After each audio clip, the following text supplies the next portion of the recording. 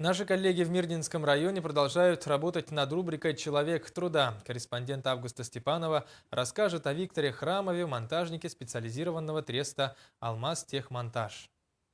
В цехе нестандартного оборудования по-настоящему кипит работа. Сегодня высококлассные специалисты треста «Алмаз-Техмонтаж» выполняют важные заказы, изготовляют крупногабаритные металлоконструкции для производственных предприятий. Для рудника «Мир» ворота, для МСШТ ворота и металлоконструкция на рудник «Удачный». Таких специалистов, как Виктор Храмов, сегодня днем с огнем не сыщешь.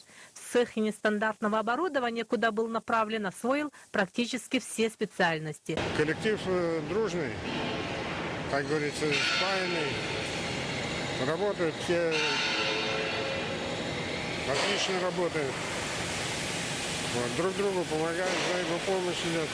Цех нестандартного оборудования работает даже в выходные, изготавливает новые детали, ремонтирует изношенные. Конструкции массивные, одному такому гиганту нужно уделить несколько месяцев.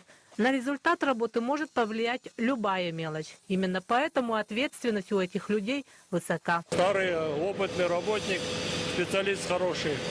Он все режет, газорезкой, монтажник хороший. Так что все опытные, он уже долго работает.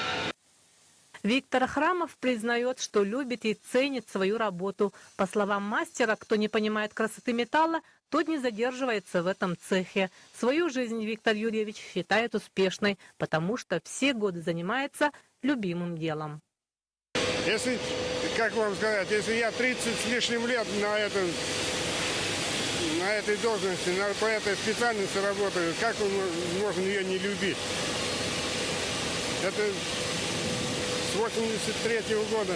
Грандиозные планы, дружный коллектив и любовь к своему делу. Вот формула успешной и продуктивной работы коллектива «Алмаз-Техмонтаж». Сегодня специалистам цеха нестандартного оборудования приходится трудиться, как говорится, засучив рукава. Нужно успеть выполнить заказы до конца месяца.